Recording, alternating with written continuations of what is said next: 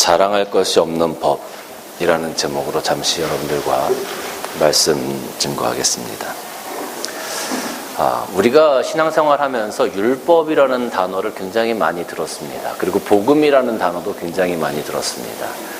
그리고 이 로마서나 갈라디아서 이런 데를 보면 율법과 복음의 관계에 대해서 많이 설명을 하고 있습니다, 바울이. 그런데 실질적으로 우리 성도들에게 율법이 뭡니까? 복음이 뭡니까? 그 관계가 뭡니까? 이런 어떤 교리적인 것을 조금 물어보기 시작하면 대부분의 성도들의 말문이 막히는 것이 사실입니다. 그래서 어떻게 하면 이 율법과 복음의 관계를 조금 더 쉽게 우리가 이해할 수 있을까를 많이 고민을 해봤습니다. 아마 오늘 그것을 고민하면서 여러분들이 조금 더 이해하시기 쉽도록 말씀을 한번 전해보도록 하겠습니다. 아까도 제가 주일학교 어린이들한테 잠깐 말씀을 드렸지만 여러분, 우리가 예전에 초등학교 다니고 할 때 보면 탐구 생활이라는 거, 방학을 하게 되면 탐구 생활이라는 것을 줬어요. 탐구 생활이라는 것을 아시는 분들은 조금 연식이 되신 분들이에요. 그렇죠? 탐구 생활을 받아서 우리가 방학 동안에 그거를 풀고 막 했었던 기억들이 나죠. 그리고 방학을 하게 되면 꼭 일기를 쓰라고 그러더라고요. 선생님들이. 숙제 중에 일기 쓰는 게 있었어요. 그러면 처음에 많이 하면 한 일주일 정도는 열심히 일기를 썼던 것 같은데 그 다음부터는 일기 쓰는 것도 잊어버리게 되죠. 그리고 방학 마치기 며칠 전에 생각나니까 일기를 막 써야 되는 거예요. 그러면 방학 동안에 뭘 했는지 기억하면서 일기를 막 쓰는데 일기를 쓰는 건 쓰는데 문제가 있어요. 그죠? 항상 그 일기 쓸 때 그 위에 뭐가 나오죠? 날씨가 나오잖아요. 지금처럼 스마트폰이 있는 것도 아니고 그 날씨는 어떻게 할 수가 없어. 그러면 그냥 대충 내 마음대로 날씨를 정해서 그 날씨에 맞춰서 그 일기를 썼던 그런 기억들이 있습니다. 방학이 되어지면 제일 먼저 하는 것이 있죠. 바로 일일 생활 계획표를 만드는 것이었습니다.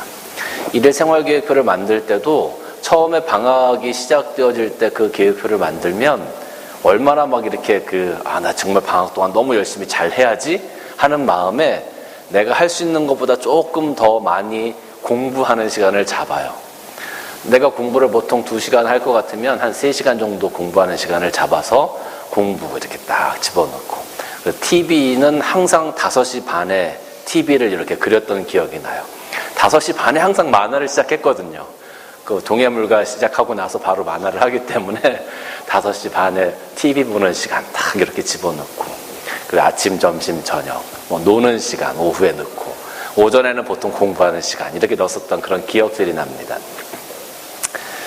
근데 이렇게 지나고 보면 그렇게 일일 생활계획표를 딱 짰지만 그 일일 생활계획표 첫날, 둘째 날 정도는 정말 일어나서 그 계획표대로 하려고 많이 열심히 노력을 하는데 한 3일 정도만 지나고 나면 그 계획표의 계획이 조금씩 시간이 틀려지기 시작하죠. 그러다 정말 한 일주일 정도만 지나고 나면 공부하는 시간이 다 노는 시간으로 변해져 있어요. 그랬던 기억들이 납니다. 그러니까 어머니가 한 번은 너 방학 동안에 이거 정말 잘 지키면 내가 너한테 자전거를 한 대 선물해 줄게. 이렇게 상급을 이렇게 걸어 놓으시기도 하시죠.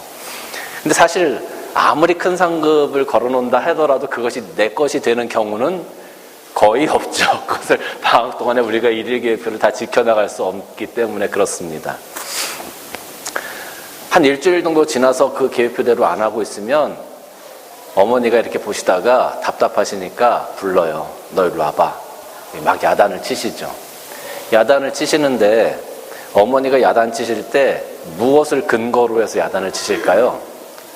너 방학 동안에 왜 이 계획표대로 안 해? 계획표 이렇게 짰잖아. 계획표 가져와봐. 그러면 이제 계획표 들고 어머니 앞에 서가지고 무릎 꿇고 앉으면 너 왜 계획표대로 안 해? 너 지금 노는 시간이야? 공부하는 시간이야? 그럼 할 말이 없는 거예요. 그 증거가 딱 있잖아요, 거기에. 그러니까 꼼짝없이 어머니한테 혼이 나는 거죠. 그렇게 막 혼이 났던 그런 기억들이 있습니다. 우리가 정말로 그거를 그렇게 일주일 동안 잘 지키지 않아서 어머니한테 혼이 났음에도 불구하고 그 다음날 또 열심히 해야지 그렇게 마음에 굳은 결심을 함에도 불구하고 그 다음날 그걸 잘 지킬 수 있었나요? 그 다음날도 여전히 그걸 잘 못 지키게 되더라고요. 그러니까 그것을 이렇게 지켜나간다는 것이 우리들 삶 가운데 참 그 어린아이의 그 방학 그 기간 동안에 참 쉬운 일이 아니었었던 것 같아요. 그러면 제가 여러분들에게 한 가지 질문을 하겠습니다. 이 시점에서. 그 일일 계획표를 만든 이유가 무엇일까요? 그 어린아이가 방학 시작할 때 첫날 일일 계획표를 이렇게 만듭니다. 그 일일 계획표를 어린아이가 왜 만들었을까요? 방학을 알차게 보내기 위해서 만든 겁니다. 방학을 잘 보내기 위해서 그 일일 계획표를 우리가 만든 겁니다. 그렇지 않습니까? 여러분 일일 계획표 만드실 때 나 이렇게 열심히 해야지, 방학 동안 잘 해야지 하고 그걸 다 만드셨을 것 아니에요. 우리 그걸 잘 만들었는데 그 어린아이가 그걸 지켜나가기가 너무 힘든 거죠. 너무 어려운 거예요. 그렇지 않습니까? 어린아이가 그것을 만든 이유가 그걸 잘 지켜나가기 위해서 만든 것이지 나중에 일주일 뒤에 어머니가 그걸 가지고 오라고 해서 너 이거 왜 이대로 안 해? 하고 야단 맞으려고 그 계획표를 만든 건 결코 아니다라는 거죠. 그렇지 않습니까? 잘 하려고 만든 거예요. 그러면 한 가지만 더 질문을 드리겠습니다. 만약에 그 일일 계획표를 만들지 않았더라면, 그 계획표를 만들지 않았더라면 우리가 그 계획표대로 살 필요가 없는 거잖아요. 그 계획표대로 생활할 필요가 없는 거잖아요. 일일 계획표를 만들지 않았더라면. 그러면 우리는 그냥 뭐 놀 때 놀고 밥 먹을 때 밥 먹고 공부하고 싶을 때 공부할 수 있고 그럴 수 있는 거잖아요. 그렇지 않겠습니까? 일일 계획표를 만들지 않았다라고 하면 어머니가 그 일일 계획표 가져와봐, 너 이거 왜 이거대로 안 해? 라고 우리를 야단치실 어떤 근거도 없는 거잖아요. 가끔 이렇게 뉴스를 보게 되면 정말 말도 안 되는 일이 벌어지는데 그거를 처벌할 근거, 법적 근거가 없어서 처벌을 못한다, 자기들이 관여할 수 없다라고 이야기하는 경우가 종종 있더라고요. 어떤 사람이 자기가 화가 난다고 아파트 주차장 입구에다가 차를 갖다 대버렸어요. 그냥 그 아파트 들어가는 그 주차장 입구에다가 차를 댄 겁니다. 그런데 주민들이 차가 막히니까 나가지도 못하고 들어가지도 못하잖아요. 그러니까 경찰에도 신고하고 또 그 동사무소에도 신고하고 이렇게 합니다. 구청에도 신고하고 합니다. 그런데 경찰이나 구청에서 와서 하는 이야기가 뭐냐면 여긴 사유지이기 때문에 자기들이 관여할 수가 없다는 거예요. 이런 경우는 처벌할 수 있는 법적 근거가 없다는 거예요.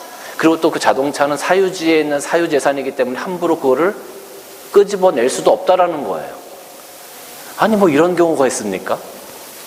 법적인 근거가 없으니까 아무리 잘못을 해도 처벌할 수가 없다라는 거예요. 모든 사람들이 아니다라고 생각하지만 법조문이 없기 때문에 할 수가 없다라는 거죠. 여러분, 율법이라는 것이 이와 같습니다. 율법이 하나님께서 율법을 만드셔서 우리에게 주셨어요. 그리고 이 율법을 잘 지키면 너희들이 나의 백성으로 살아가게 될 거다라고 하나님께서 말씀하셨어요. 그런데 그 율법, 우리에게 주신 율법, 우리를 구원하시기 위해서 주신 그 율법, 그것을 어린아이가 일일 생활계획표를 잘 지킬 수 없었던 것처럼 우리 인간들의 의지가 약하고 우리가 그것을 잘 지켜나갈 수 있는 능력이 안 되기 때문에 우리는 그 율법을 100% 다 지킬 수가 없는 거예요. 하나님께서 우리에게 율법을 주셨을 때는 그 율법을 가지고 너희들이 나의 백성으로 이렇게 살아가라. 그래야만 이 땅에서 너희들의 삶이 복받고 너희들의 삶을 통해서 사람들이 하나님의 나라를 찾아볼 거고 너희들의 삶을 통해서 하나님의 나라를 찬양할 거다라고 우리에게 주신 건데 우리가 그것을 지켜나갈 수 있는 능력이 안 되는 거예요. 힘든 거예요. 그러니까 그 율법을 지키지 못하니까 우리는 어떻게 됩니까? 어린아이가 부모님한테 야단 맞듯이 하나님한테 징계를 받을 수밖에 없는 거예요.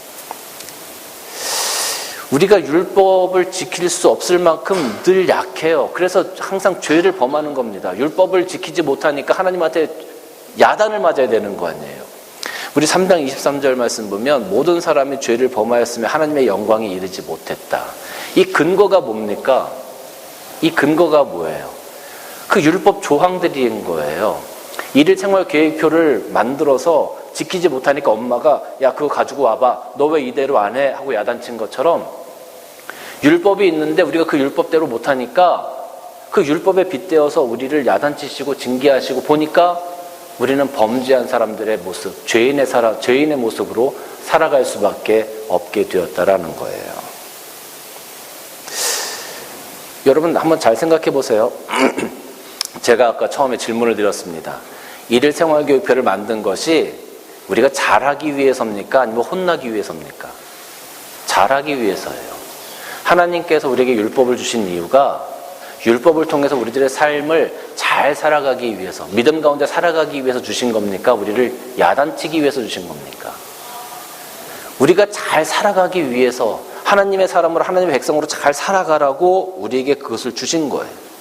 그럼에도 불구하고 우리가 그것을 잘 지킬 능력이 안 되니까 우리를 야단치시고 우리를 징계하실 때 그 율법이 오히려 근거가 되어지는 그런 역기능을 갖게 되는 거예요.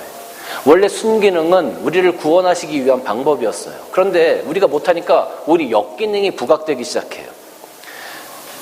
로마서 4장 15절 말씀 보니까 율법은 진노를 이루게 하나니 율법이 없는 곳에는 범법도 없느니라. 법 자체가 없으면 아까도 제가 말씀드린 것처럼 처벌할 조항이 없어. 그럼 처벌할 수가 없는 거예요. 그런데 하나님께서 우리에게 율법을 주셨잖아요. 그 일일생활계획표를 만들었잖아요. 근데 그걸 못 지키니까 그것을 근거로 해서 우리를 야단치시고 징계하시게 된 거예요. 어떻게 보면 율법의 순기능은 사라지고 율법의 역기능만 남게 되어지는 그런 모순적인 모습이 우리의 부족함으로 인하여 나타나게 됐다라는 거죠. 참 안타까운 일이 아닐 수 없습니다.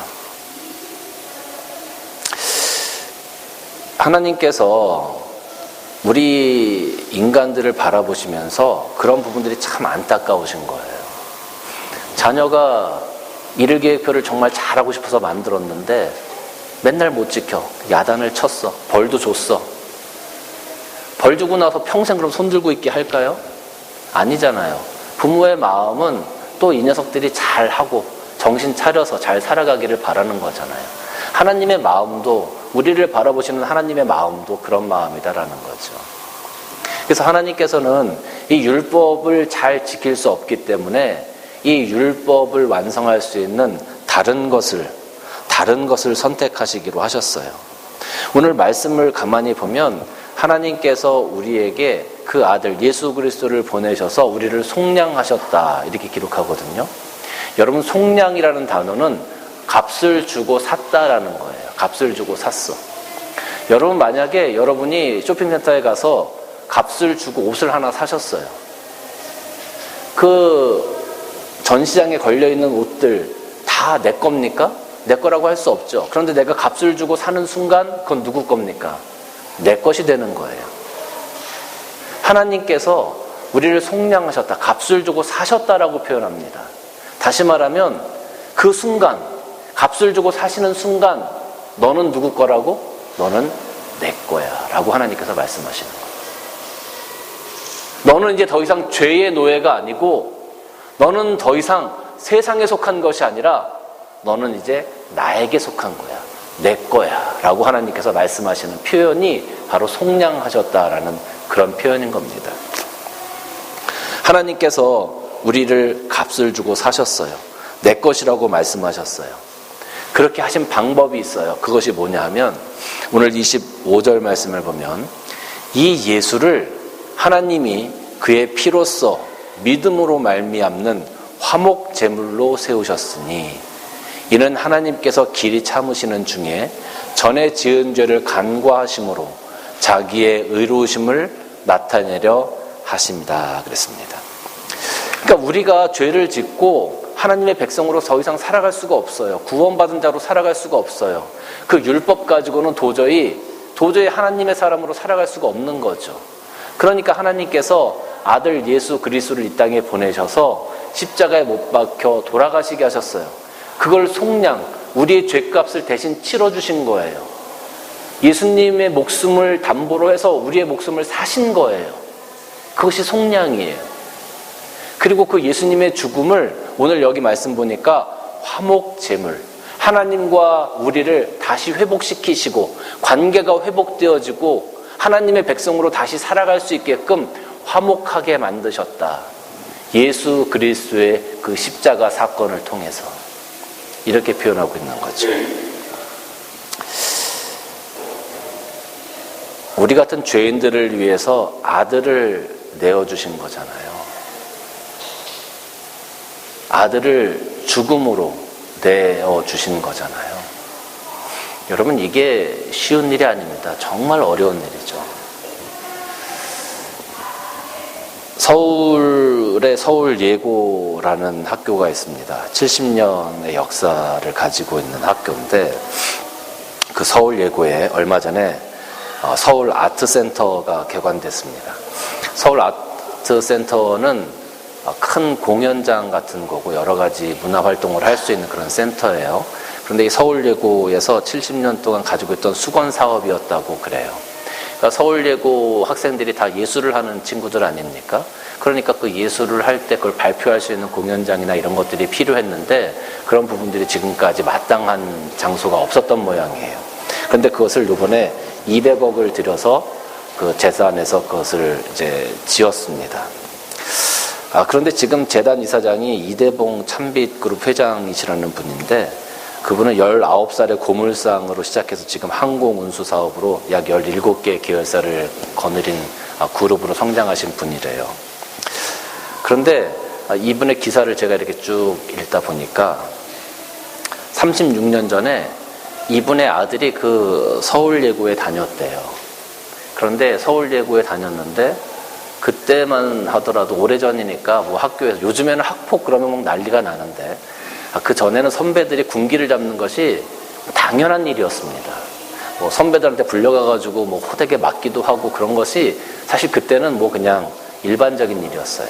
36년 전에 그분의 아들이 선배한테 불려가서 매를 맞다가 그만 사망하는 사건이 일어나게 되었어요.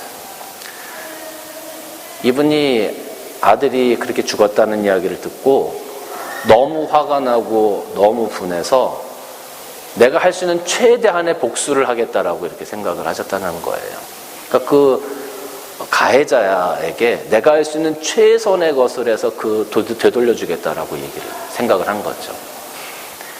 그때 마침 이제 학교에서 모든 그 학생들이 모금을 해서 그 죽은 학생의 추모비도 세우고 또 학생들이 함께하는 그 추모 음악회도 열고 해서 그 죽은 학생을 많이 이렇게 위로하고 또 가족들을 많이 위로해줬고 해요.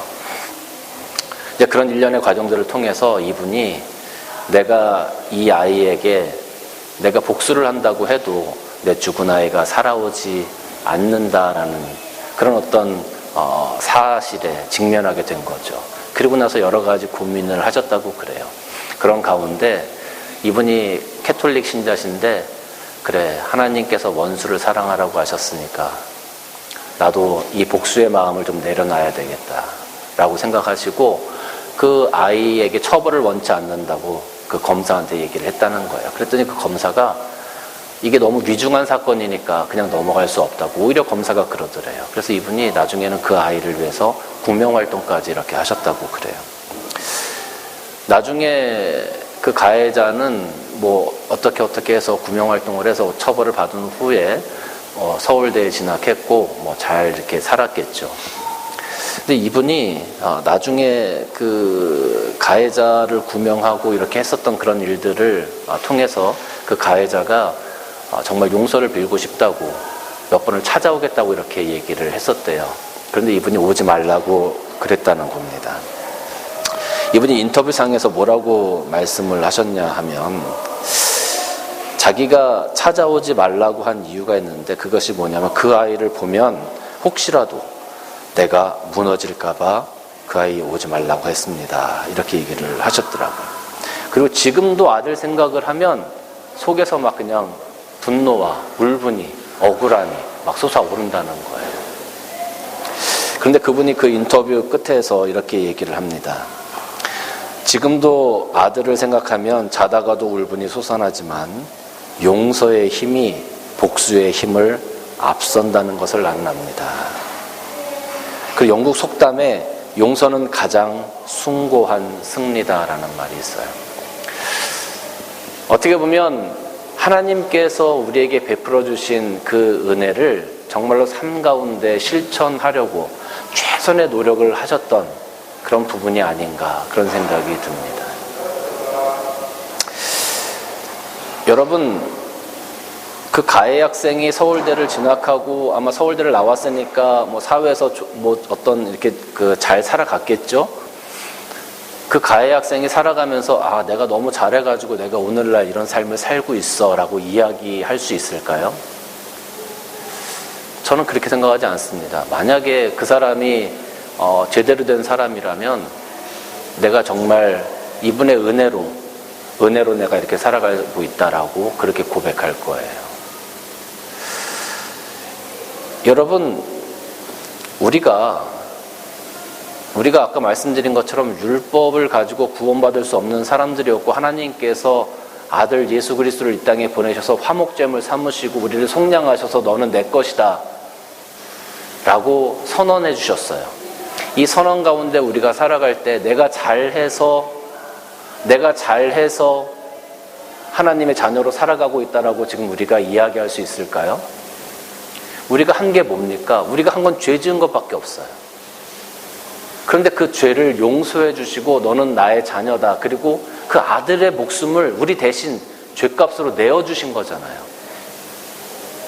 이게 복음이고 이게 은혜라고 하는 거예요.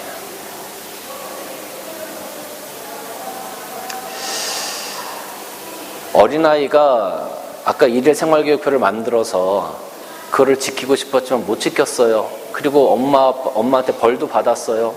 엄마가 말끝에 너 이거 다 잘 지키면 내가 너한테 자전거 사줄게라고 상급도 걸었어요. 다 못 지켰어요. 근데 엄마가 방학 끝날 때 자전거를 사오신 거예요. 그리고 그 자전거를 자녀에게 주신 거예요. 그럼 그 자녀가 야, 이거 내가 방학 동안 정말 잘해가지고 엄마가 나한테 상을 주셨구나 이렇게 얘기할 수 있겠습니까? 아니죠. 그냥 여전히 못했지만 여전히 우린 죄인이지만 그치만 엄마가 그냥 자전거를 사주신 거예요. 여전히 우리는 죄인이지만 여전히 우리는 잘못 살고 있지만 하나님께서 그냥 우리를 사랑하시고 우리를 측은하게 여기시고 긍휼히 여기셔서 우리에게 구원을 베풀어 주신 거예요. 이게 복음이라는 거예요. 이게. 자, 그러면 한 가지만 제가 여러분들에게 더 말씀을 드리고 말씀을 마치겠습니다. 그러면 율법이라고 하는 것은 오늘날 더 이상 필요가 없나요? 하나님께서 율법을 만드셔서 우리가 잘 살기를 바라셨어. 그런데 우리가 못 지켜서 그 율법이 오히려 우리를 정죄하는 그런 근거가 되었어요. 그래서 우리가 율법으로 구원받을 수 없으니까 하나님께서 아들을 보내셔서 예수님을 통해서 우리를 다 구원하게 하셨어요. 그럼 이제 그 율법은 더 이상 우리에게 필요가 없는 건가요? 오늘 31절 말씀 보니까 그런즉 우리가 믿음으로 말미암아 율법을 파기하느냐? 그럴 수 없느니라. 도리어 율법을 굳게 세우느니라 라고 기록하고 있어요. 아니, 이제 우리는 구원받았으니까 그 율법은 필요 없는 것 아니에요? 율법은 더 이상 구원하는 도구가 아니잖아요. 예수님을 통해서 우리가 구원받았으니까 더 이상 율법의 기능은 없는 것 아닙니까? 우리가 그렇게 생각할 수 있죠. 그런데 바울은 우리에게 우리가 믿음으로 말미암아 율법을 파기할 수 있느냐? 그럴 수 없다. 오히려 율법을 굳게 세우는 거다. 이렇게 이야기하고 있어요. 이게 무슨 말이냐면 우리는 율법을 통해서 구원받을 수 없습니다. 우리는 분명히 믿음을 통해서 예수 그리스도를 믿는 믿음을 통해서 구원받았습니다. 그러면 그 율법은 무엇냐? 율법을 왜 더 굳게 하느냐? 믿음을 통해서 구원받은 사람들이 어떻게 살아가야 할지를 여전히 우리에게 가르쳐주고 있는 것이 무엇이다? 율법이다. 어린아이가 일일생활계획표 못 지켰어요. 엄마가 야단도 치시고 하셨어요. 그리고 나중에 엄마가 자전거도 사주셨어. 정말로 엄마의 은혜로 자전거도 갖게 됐어. 그런데 그 일일생활계획표는 여전히 유효해. 그래도 너 방학 동안에 이렇게 살아야 돼. 이렇게 해야 되는 거야. 그것처럼 율법이 구원의 기능은 아니지만 우리가 믿음으로 예수 그리스도를 고백하고 하나님의 속량하심으로 하나님의 자녀된 사람들이 어떻게 살아가야 할지를 여전히 가르쳐주고 있는 지침서가 뭐다? 율법의 모습이다. 그러니까 물론 예수님께서 이 땅에 오셔서 말씀하시면서 여러 가지 좋은 말씀을 많이 해주셨어요. 우리가 어떻게 살아가야 할지를. 그 모든 것들을 다 포함해서 그래서 예수님께서 율법을 폐하러 오신 것이 아니라 온전케 하러 오셨다라고 이렇게 말씀하시는 거예요.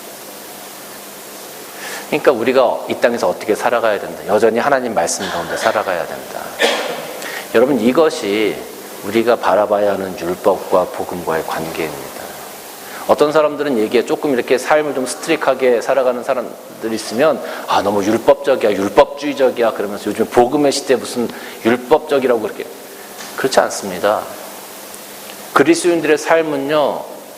그리스도인들의 삶은 세상의 사람들과 분명히 구별되어져야 되고 더 엄격한 잣대를 가지고 살아가야 하고 어떻게 보면 더 스트릭하게, 더 엄하게 살아가야 합니다. 율법주의가 나쁜 것은 율법을 지키기 때문이 아니라 형식적으로 그거를 지키려고 하기 때문에 나쁜 거예요. 하나님을 사랑하는 마음 없이 형식적으로만 남에게 보여주려고만 하기 때문에 나쁜 거예요. 그게 바리새인들의 모습 아니었습니까? 하나님의 말씀 당연히 지켜야죠. 하나님의 말씀 당연히 순종해야죠. 그런 모습을 가지고 살아가는 것은 오히려 칭찬받을 만한 일이고 칭송받아야 할 만한 일이에요. 사랑하는 성도 여러분, 여러분은 이제 예수 그리스도를 고백하심으로 말미암아 구원받은 자들이 되셨습니다. 그리고 이제 우리가 어떻게 살아가야 할지를 또 이 말씀 가운데 우리에게 주신 그 율법 가운데 우리가 고민해 봐야 합니다. 우리의 삶을 어떻게 살아가야 할지, 여러분의 삶의 방향이 어디에 초점이 맞춰져 있는지, 어떤 것을 우리의 모범으로 삼아야 할지, 그런 것들을 우리가 고민해 봐야 합니다. 그리고 그 고민 가운데 정말로 하나님께서 기뻐하실 만한, 하나님께서 정말 여러분들을 사랑하실 만한 그런 삶을 다 살아가시기를 주님의 이름으로 간절히 축원합니다.